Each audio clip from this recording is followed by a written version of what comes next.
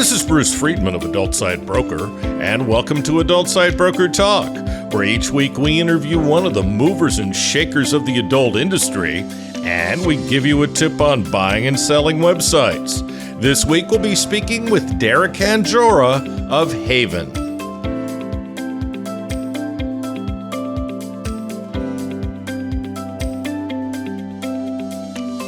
I'll be in Cali, Colombia for the LAL Expo, April 27th through the 29th. I hope to see many of you there. If you'd like to sit down and discuss business, contact me at adultsitebroker.com. We're proud to announce our latest project, thewaronporn.com. You'll find articles on age verification laws and other attacks on our industry. It's to raise awareness of our industry's plight in the war on porn. You'll find all that and more at thewaronporn.com. Now time for our properties for sale at Adult Site Broker. We have a buyer who's looking for OnlyFans agencies, chatting companies, and OnlyFans traffic sites. He owns one of the top OnlyFans agencies in the world and many of the types of companies listed above. They have a large budget to acquire multiple properties. We have a premium AI companion platform focused on emotional realism and deep memory. Users interact with lifelike companions that remember every detail and respond with real emotion. They've just added advanced video capabilities. We're offering a growing free porn gaming site with adult sex games. The site is owned by one of the top entrepreneurs in our industry. We have a network of BDSM subreddits that has over 1.49 million users, over 3.8 million posts, and almost 45,000 comments. We have a buyer who's looking for dating and lifestyle sites in Europe. They'll also consider other geos. They currently operate some very successful sites. There's a unique platform that bridges the gap between mainstream social link services like Linktree and adult content creators on platforms like OnlyFans. They combine a bio link with the ability to sell virtual gifts. And there's a highly active, organically grown Reddit community centered around the stalking and foot fetish niches. It's one of the leading spaces for adult fetish content on Reddit. For more information on any of these listings, go to our listings page or contact us at adultsitebroker.com. Now time for this week's interview. My guest today on Adult Site Broker Talk is Derek Hanjora of Havven. Derek, thanks for being with us on Adult Site Broker Talk. Hey, Bruce, how are you? I'm good, and you? Been good. Busy, but good.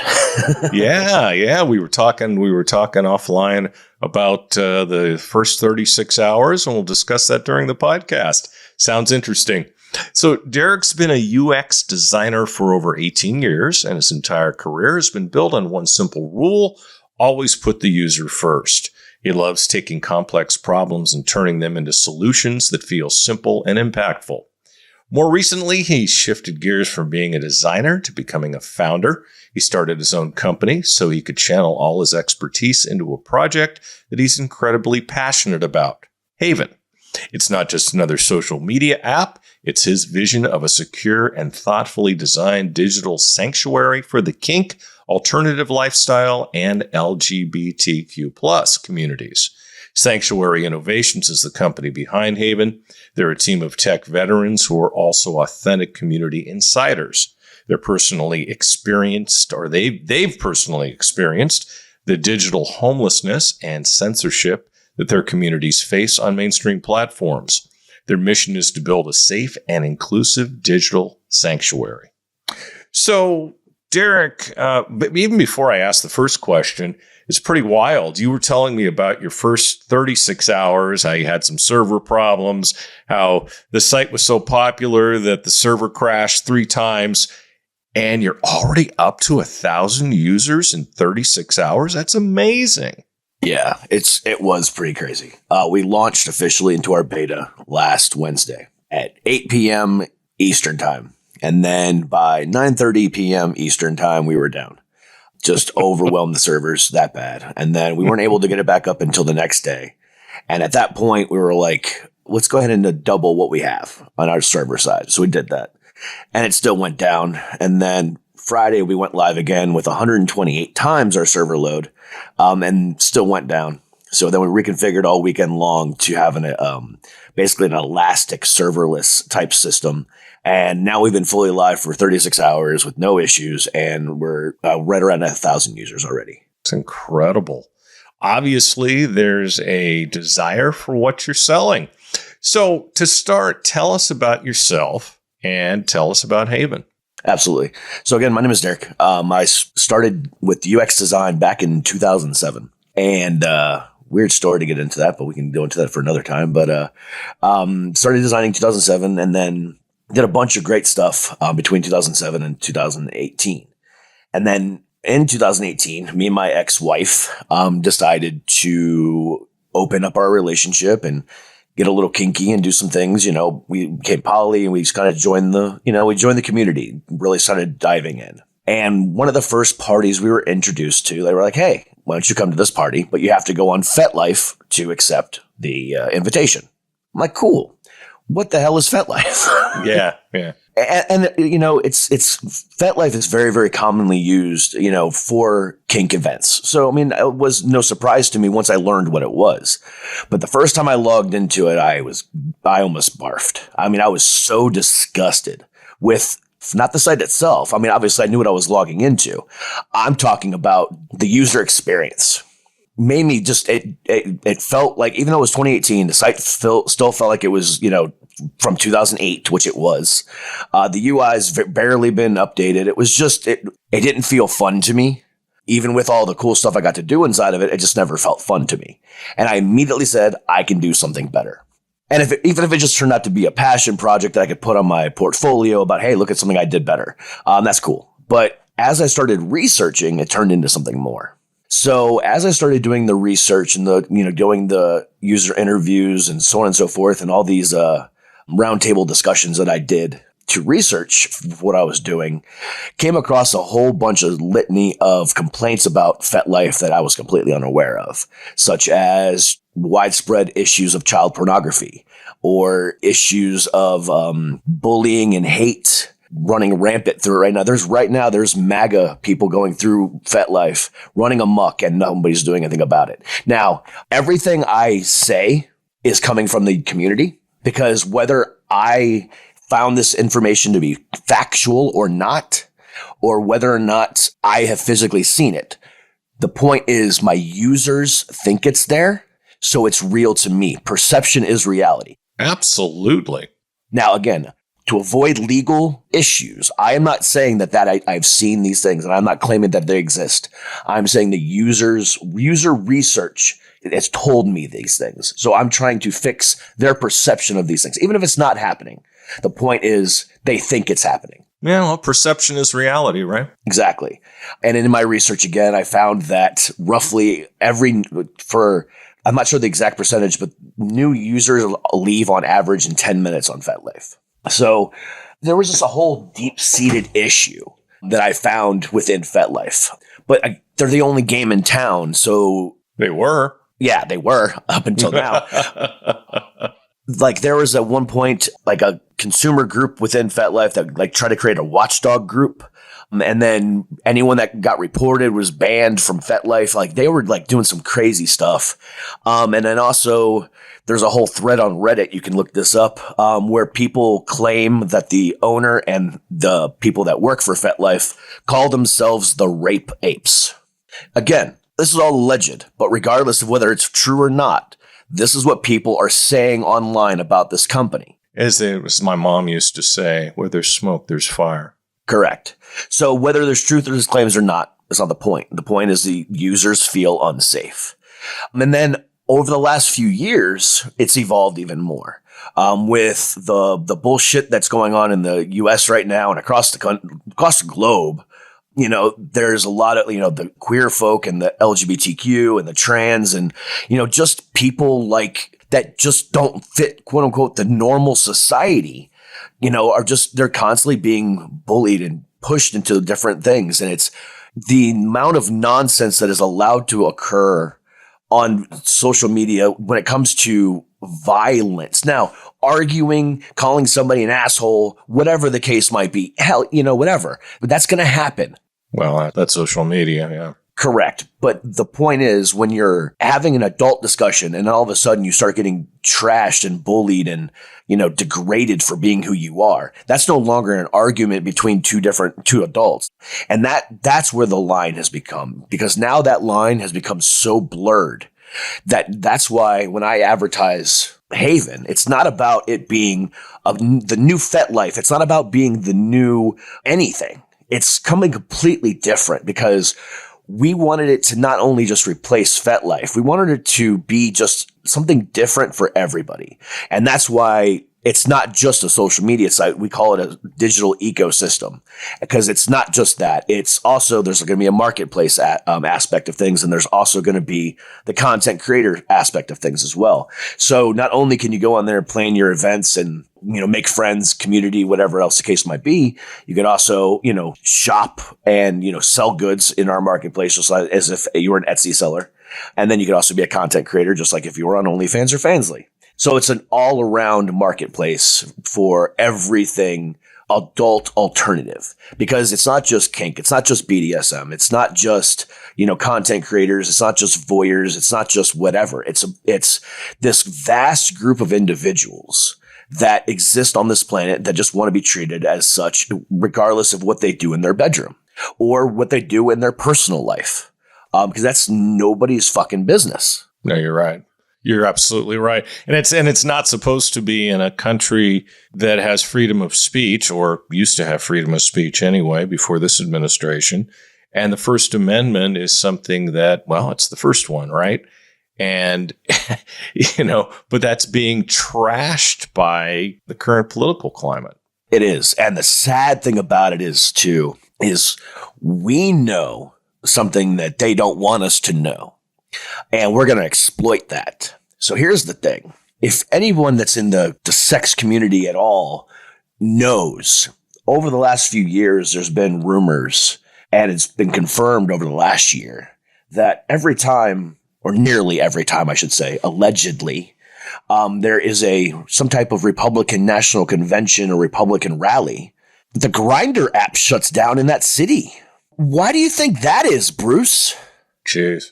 They're IP blocking it. Well, I know that a lot of these people are hypocrites, let's face it. They're shutting down the servers. They're overwhelming the servers. Oh, interesting. Yeah, I thought about that as soon as I said what I said.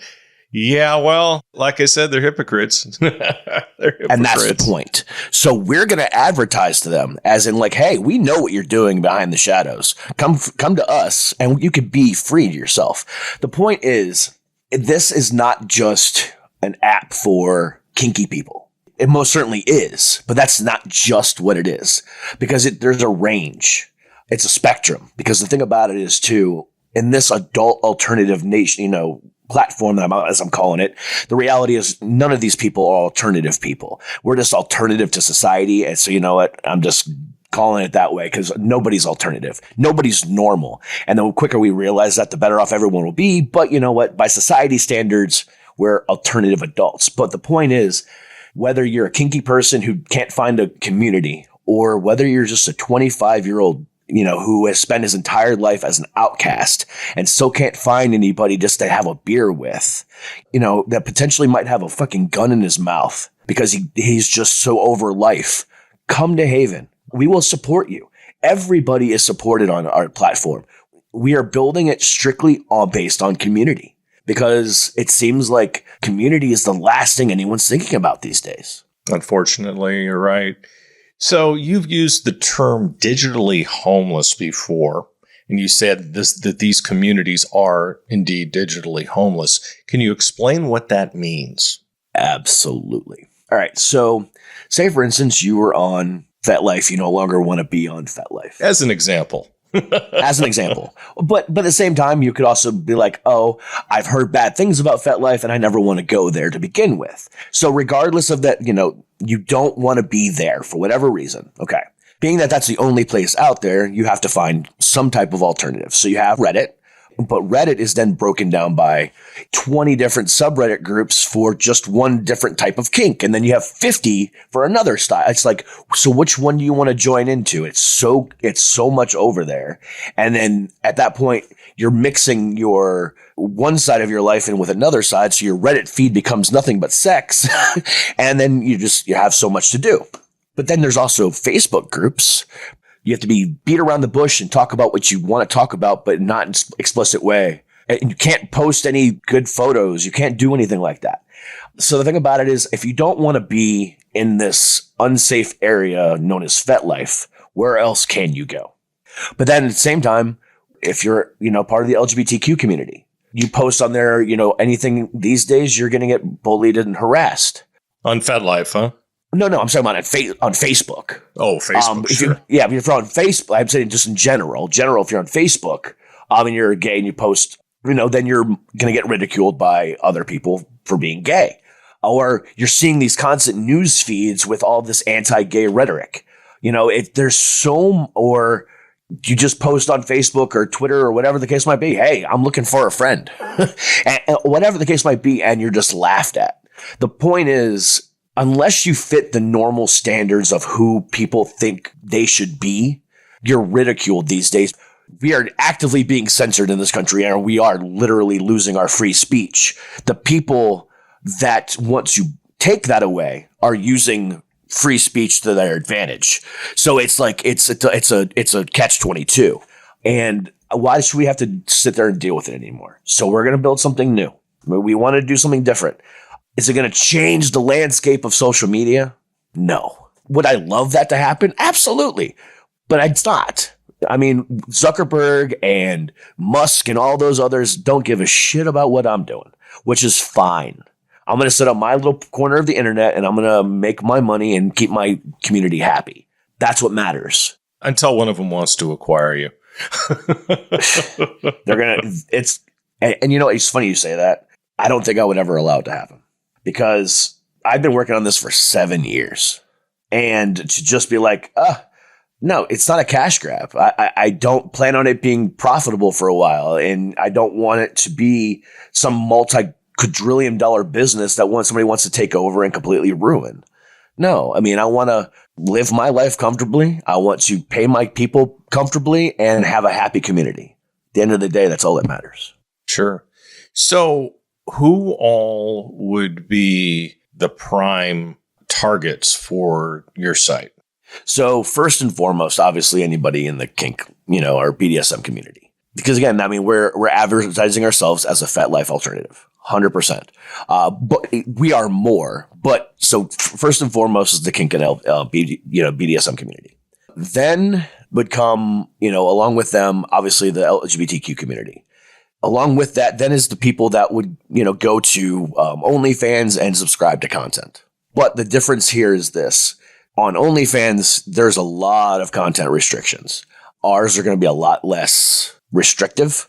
And also, we're not going to take as big as a cut from OnlyFans. OnlyFans takes a 20% cut. We're only going to take 17%.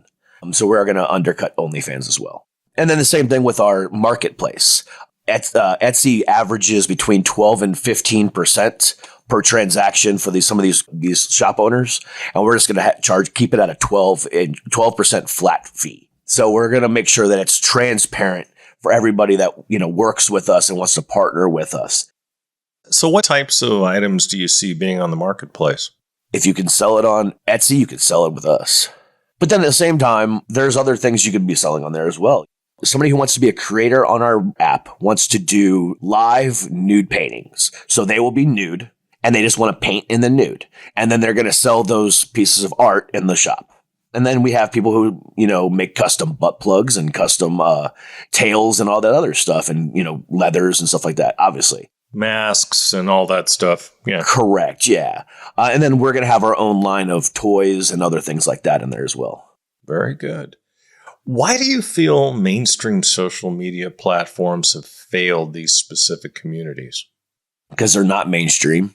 And it's looked down upon. You say you're going to a kink club, or you say that you're going to anything sex related, you're looked at as a deviant. Even in 2025, you're looked at as a deviant. Right now, OnlyFans does about $6 billion a year in revenue. And then on top of that, Fansly does about $4 billion a year in revenue. So two companies alone who literally do nothing but pretty much sell sex I know OnlyFans is doing more than that, but you know what I'm saying. But $10 billion a year, and people are buying it like crazy, and yet it's still looked down upon.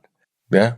I would say actually in 2025, especially now because of the current political climate, that it's okay to hate, that hate is in fashion. I can't remember the specifics, but I remember my marketing manager telling me like a week or two ago that because of the political climate and because of the potential of the government shutdown, which we're now in, she was saying that according to her research, in times like this, the sex industry actually sells more. So more than likely, we're going to have like triple digit increases in the sex industry this year because of the political climate, which is insane to me. I've seen it. I've seen it before. And I should give the standard disclaimer. We're recording this October 17th. And this will run the early part of 2026. So if we're talking about things that happened before, but God knows the way things are going, we could still be in a government shutdown in February or March. Who knows? Yeah, exactly. It's so nice to live in Thailand. Oh, my God. Things impact me less being out of the United States. I come back for visits and to go to shows and things like that. But as soon as I leave, I go, nice to be leaving.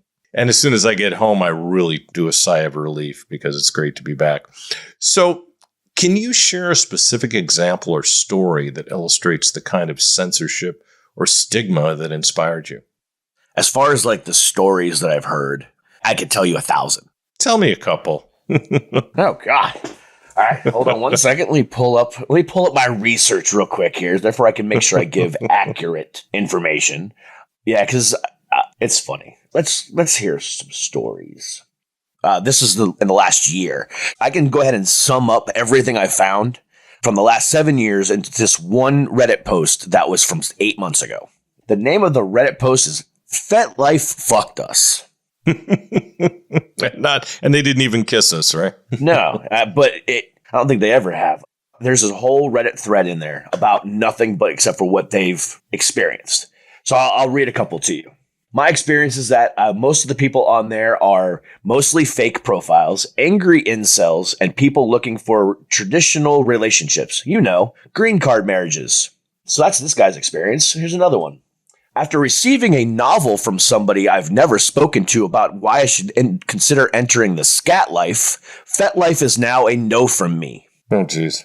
And this is after getting 0 greeting messages from others asking me to pee in their mouth or let me pee on them. And then one time just people just can send I can't even read this one anymore. Let me move on. It is a kink in all fairness, however, not exactly a mainstream kink. It's not even about being kink shamed. No. It's the fact that this lady or whoever this person was, but the point is they had just logged in. And that was their experience, yeah. Correct. And within 10 minutes, they received a novel from this person talking about why you should enter the scat life with me. So again, it's not about the kink. Who cares what they do? I don't care what you do. I don't care if it's you enjoy scat, whatever. I'm never going to catch me watching that, but that doesn't mean that I'm going to judge you for it. No, I don't care about that. It's the fact that this person had to go through that just by logging onto a site that they were just trying to experience. Like a couple of things, like people like it looks really outdated. There's a high number of users, but nobody's really out there. And then my favorite one that I found in the last year is on this thread. It says, FetLife has way bigger and deeper issues than the ones listed here. Sex very well is and can be transactional. Sex workers are valid, and there's nothing wrong with that. However, everything that this group is saying is true, and it's based on a darker truth, which is that the owner of the site and all his little cronies are trash people. They're predators, every single one of them, to the point that they give themselves the nickname the Rape Apes. They're racist, misogynistic pieces of garbage. FetLife operates exactly the same way the owner wants it to. That post right there is real or not. People feel that way. And that right there is why I wanted to do something different. Okay. What exactly does Havven offer that's different from what's currently available from other platforms such as FetLife? Absolutely. So it's not just FetLife. It's going to be everything. So I'll go ahead and name a few. So first off, One of my favorite features that's not turned on yet, and I'll explain why in a second, but it will be turned on when we go live, is anti-screenshot protections. Now, you can still get around that. I'm not going to lie, but you have to be a techie to understand how to get around it. But anti-screenshot protections are going to put in there. So it's going to make it harder for your content to be stolen. And then we're going to continue to evolve that to try to make it even harder as it goes. Then on top of that, live human moderation. That's going to be a big one. Yeah, it's going to be an expensive one. Yeah, well, I'm going to put my daughter to work. Oh, God. They're 25 and they need a job. I can get to work. Okay. I'm kidding. But no, anyway. No, live moderation is going to be a big one. But then we are going to use AI. And as much as I hate to do it, we're doing it for a good reason. So first off, we're going to age verification. We will have age verification, unlike FetLife. So age verification is a must because obviously there's a lot of laws going on in the states right now, like Texas, Virginia, Florida. A couple others have age verification laws. You don't have to tell me. I've got the website, thewaronporn.com, and that's one of my sites, and it's all about the attacks on the industry. So if you haven't checked it out, check it out. Yep. So I have to have that, but we're using it to our advantage. A couple other things that we're going to do with it, aside from age verification at sign up, live streaming will have age verification on it on the back end. Therefore, say for instance, a content creator invites another content creator over to have a scene with or whatever, do a live stream with. As long as that person comes up 18 years old or older on our back end stream, it's fine. You know what I'm saying? So we'll be able to verify, age as through all of our live streams, which is very, very critical because that could at any point, somebody can go in there and just, same thing. But then the last one is the most important one, and that's going to scan for child pornography, CSAM. So our policy will be in our company, every CSAM incident that is reported, hopefully we'll never have one. But if we ever do have one reported, it needs to be handled within 5 minutes. So I'm going to go ahead and tell everybody in the world, and if you come to Haven, this is what's going to happen. If you try to upload child pornography, our AI will catch it. And within 5 minutes, if we verify it, you will be reported with your IP to the local police department. So just want to let you know, we are tracking that kind of stuff. We're taking it very, very seriously. You should also cooperate with ASACP, which is the child protection arm of the adult industry. Absolutely. We've already thought about entering that as well. The whole point is we want to do something that is unheard of today in social media, and that's called ethics. So we're never going to sell your information either. We're not going to sell information. We're going to be 100% transparent with everything. If you see an ad on our website, somebody paid us for that ad. 100%. If you see a content creator on there, we are in a contract with them. That's how it works. Transparent and ethics on everything.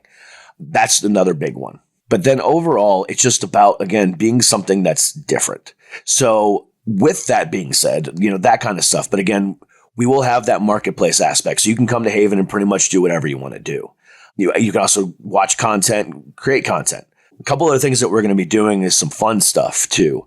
So one of the things that we want to do is once the marketplace is set up, we're going to have a 24-hour-a-day stream that will be kind of like a home shopping network type feed where we'll actually contract content creators to do like a 4-hour, 2-hour stream of nothing but testing products and selling products and stuff like that. And if they want to sell products on that, time, whatever, but we'll be able to basically, test out products and have a feed of, different types of stuff like that. And then also we're looking into, contracting with some creators to produce some of our own adult content, but that is not sex-based adult content. More like parody type content and TV type content and just shows and other things like that. Again, we're making it a little bit of everything for everybody because we want you to enjoy the time on the internet. If you want to watch a TV show on our platform, you can do it. If you want to just meet somebody and talk to somebody and meet a group of people, you can do that too. Whatever you want to do, you can do it. That's fabulous. How do you balance creating a safe space with protecting free expression? Ooh, that has been a hotly debated topic in my Discord about this. So it's kind of evolved over time. Originally, 2-3 months ago, I should say, not even originally, but 2-3 months ago, I wanted to have politics not on the site at all. I kind of wanted to make a politics-free zone. But then after talking to the community members, they were like, I get what you're doing. I understand why you're saying that. But if we're going to try to be a safe community, let us try to make it safe on our own first. And I'm like, you know what? That's fair. But my biggest problem was, and this is what I was kind of going with them on, is just logging on and the first thing you see is nothing but, news content of, just horrible things. Sounds like the dilemma that XBiz had, and they finally put it in its own forum, but it took years. Yeah. So I wanted to do the same thing, but my community, so I wanted to have them in a separate form. So I wanted to have politics only groups, communities, that therefore you had a choice to whether or not you wanted to be involved in that. However, the community said, no, we don't want to do that right now. Let's see if we can monitor it ourselves. So the agreement we came to was all content has to have be tagged in a category. Okay. It can even be tagged as a general. But it also needs to be marked not safe for work or safe for work. And then finally, if it's political or news content. So if it's marked as political or news content, you could actually turn that off in your algorithm and be able to make sure you never see that at all. So we actually implemented a customizable algorithm that is much it's still going to take a lot of time. But to build that algorithm is going to be so much easier because it's going to be based off of those tags. And since we're requiring mandatory tagging, it's going to be able to build our algorithm that much better, that much quicker, to where people will actually get to see the feed they actually want to see. Sure. Now, this kind of goes along with what you were just talking about, and I think you just answered part of it. The community is a core part of your mission. How have you involved community members in the development of Havven?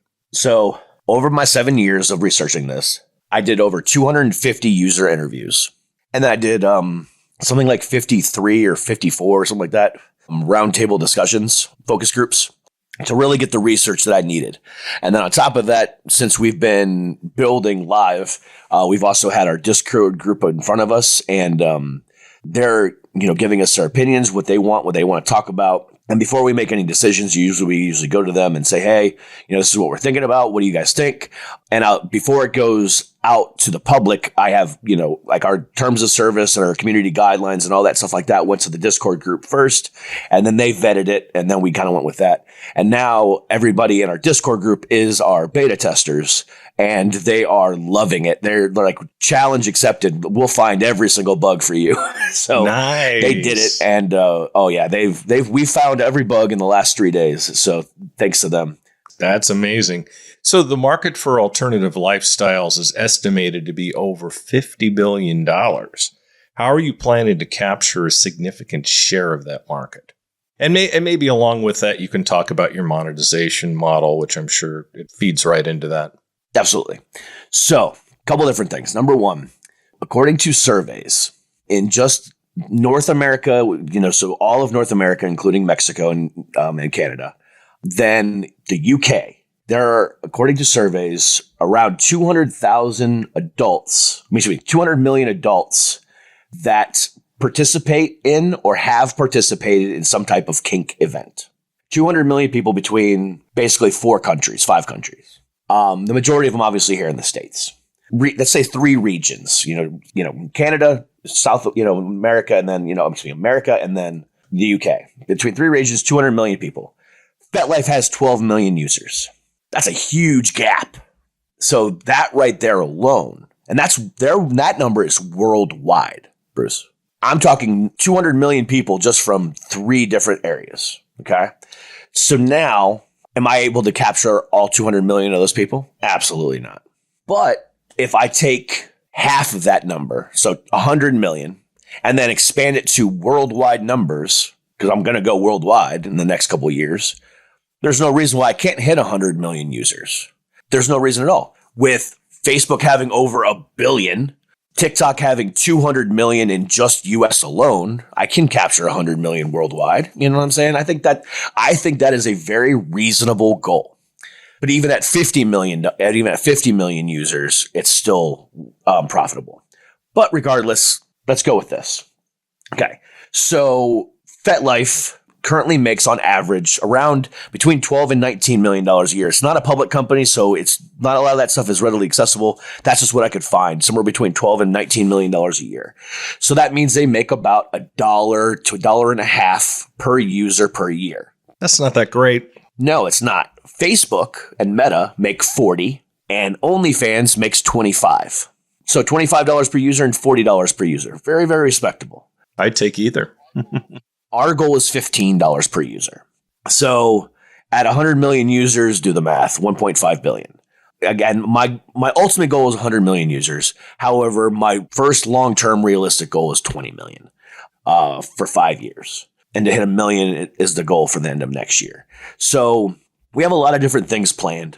One of my favorite ones is we're going to be marketing in the South using billboards with a gay Jesus and people standing around in our bunny mask behind him, and with using the website. Nothing else is going to say anything. It's just going to be that picture. And if you guys go onto the Havven website, the Havven site, and go under my profile, you'll see the photo there. But it's just a photo of that. It's a cartoon image. And then on the bottom, it's going to say godlovesthegays.com. That should be interesting. It is. It's going to be.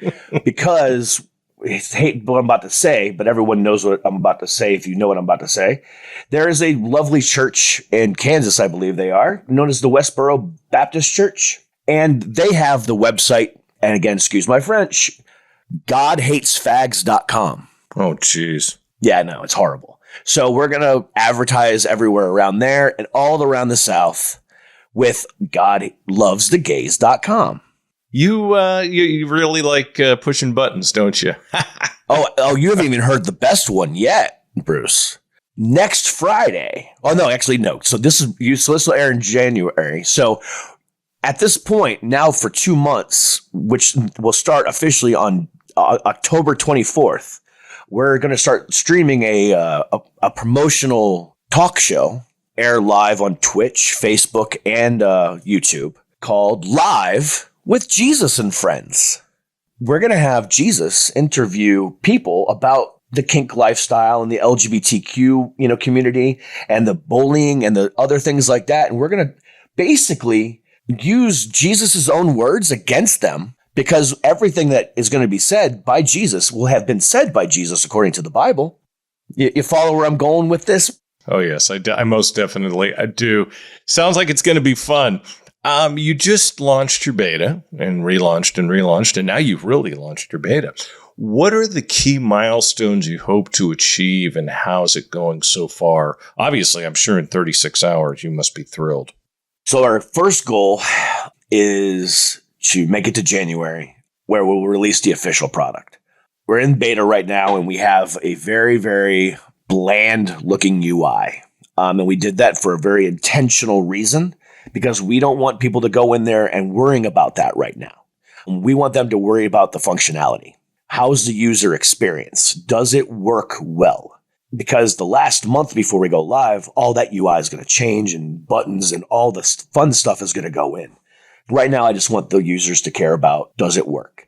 So with that being said, it's functionality goals and feature goals. So right now, we just launched with just bare minimum features. You can post, you can DM, and you can create events.